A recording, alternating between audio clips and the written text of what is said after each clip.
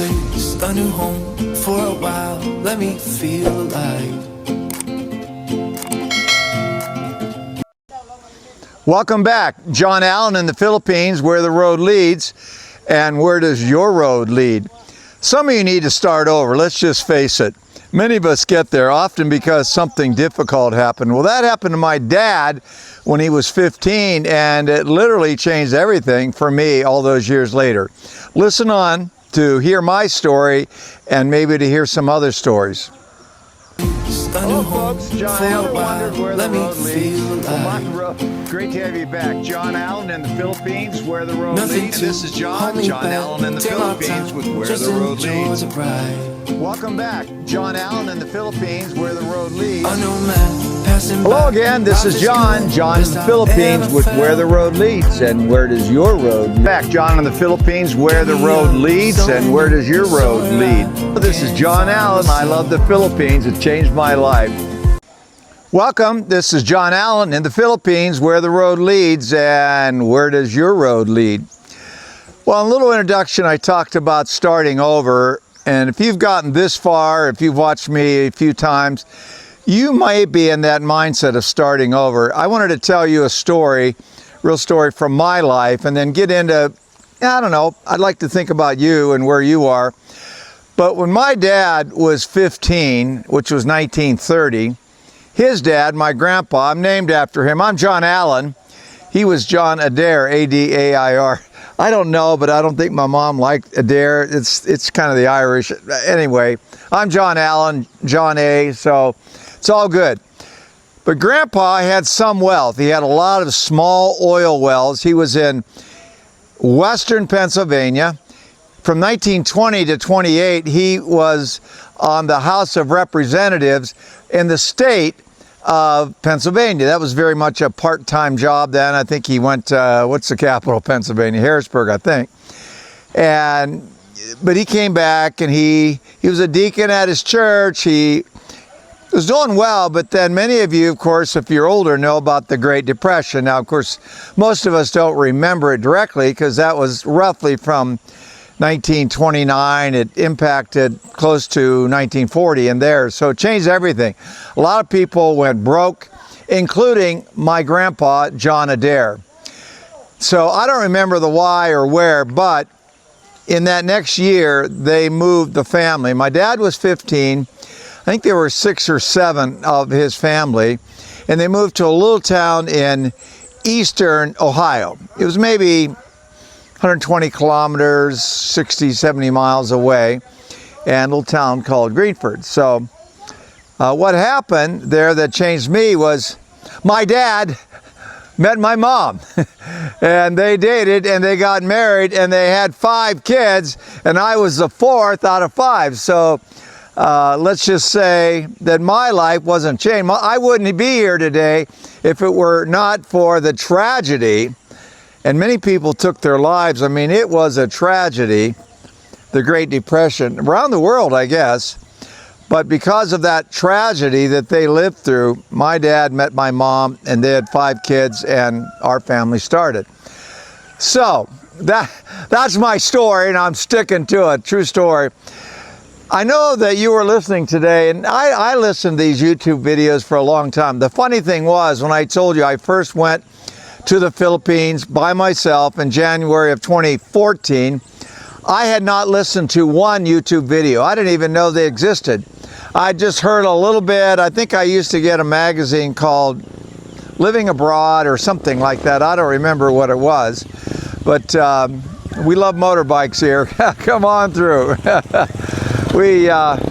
I'll tell you more later, but we were just up at the school where my sister teaches up in the mountains, and our Sunday school kids at our church gave $300 or $400 to buy 5 pigs, all females, to give to poor families to raise, and that mama pig's gonna have many, many piglets through the years, and they were so excited. But I'll show you little bits of that later. But we're standing here, we're walking back, it rained a little bit. But starting over, so that was a start over for them. And I guess for me, the start over, anytime you've been through a divorce, that's a start over. My first one was, I suppose I was I don't remember my age exactly, but 40, and second one was in the mid 50s-ish. Total of, you know, I was married, seemed like a long time, but they were both good and ended, let's say, roughly 24 years. The math doesn't add up, so don't add it up, something like that. But then I had 10 years where I was working, I was traveling, raising money for organizations and churches. And so that was a start over. I had to learn how to operate a computer, because I'd always had an office, somebody that helped me, so I had to learn that. Had to be self-sufficient. Some years I flew 100,000 miles. I had to learn all that. It was a start over. Turned out to be a good thing. Now, 1964, or no, see, I keep saying that wrong. 2014, and when I was 64, that's when I had another start over. When I came here to the Philippines, and as I was saying, I knew nothing about the Philippines except I had heard of Boracay. I went there, had a couple weeks. That's not really a good taste of the Philippines. It's very international. There are a lot of people there, especially from Asia, South Korea and Japan, China, and some from North America or Canada or Europe. But anyway, it was fun. But the main thing is I interacted with Philippine people there, and Philippine people, how you doing? How you doing? As I interacted with Philippine people, I just liked them. I've always liked the Filipino people. Part of that, I think, went back to my bike trip of 51 years ago when we bicycled through 11 Latin American countries. Very vulnerable. Here we are going along on the highways. We just had 10-speed bikes, 4 of us. Of course, we didn't bring any protection, any guns or anything like that, of course. We just, trusted God, and we tried to use our common sense. But I just love the people. I love the people, and that love came over here to the Philippines. So that was another start over for me. Part 1. Part 2 was going online. And if you're getting to my video, you've listened to enough to know the wonders and the challenges of online dating, especially when you're older. And I had a few little setbacks, but I ended up meeting Shanette, my wife, and I'm going to get her in here real soon. She's very charming. She doesn't mind being on camera. She doesn't necessarily like it, but we're kind of in her area now, where she grew up ever since she was a little girl. But I like to think about you, and if you're in a position now where you feel you need to start over, most of us don't do that well. Again, probably circumstances brought you to where you are. But I know from listening to other YouTube and other stories, there's this one gentleman who had a pretty sad ending. His wife left him after a long time, 40-some years, and he didn't know why. And he kind of went through those processes of grief and was coming out the other side. Had kind of given up. He had the house, but it was an empty old house, and got lost in TV shows and all that. And I guess he listened to something like this, and he said, I need to start over. And so he went online, went on Orbitz or Expedia or something like that, bought a ticket, came over to Manila. He always knew he wasn't going to stay here, and he went to Cebu, which has a cluster of expats there. I would say Canada, USA, Europe primarily. And he got together, and he really liked him, but he didn't like Cebu, which in and of itself, it's a city. So he ended up going to more of a province area, more of a smaller town. And finally, he'd been here about a year or two. He met the lady after being scammed 3 or 4 or 5 times, never too much money. And he later got married, and his life now is just, everything's new. Everything's new. It changed. He started over. Now, for many of you, that's way too much. Some of you are just thinking, I'm not going to the Philippines. I'm not going to go to Mexico. I'm not even going to move to another state. I'm just going to, well, that's the thing. What are you going to do? I'm just going to what? And I guess I'm talking to you because I was one of those. I'd lived in this country. I love my country. I didn't necessarily want to leave here. My only experience had been bike trips and things like that.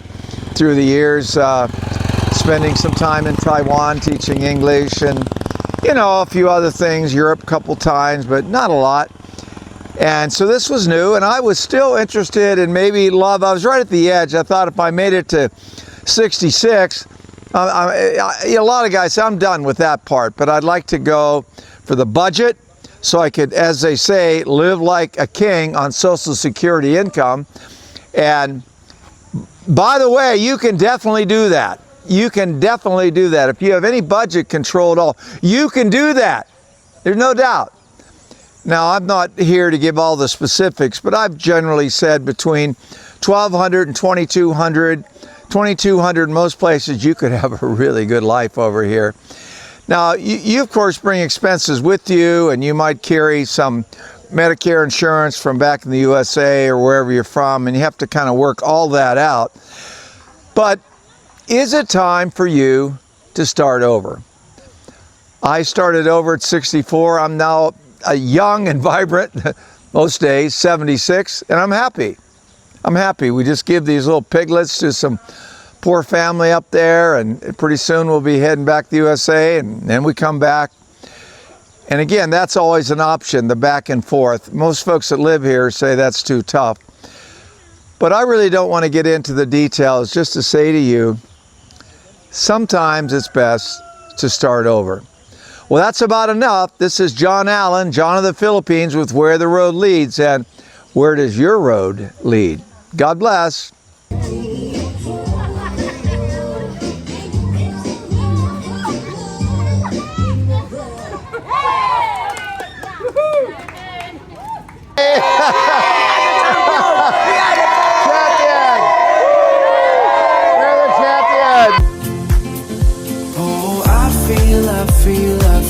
I feel so alive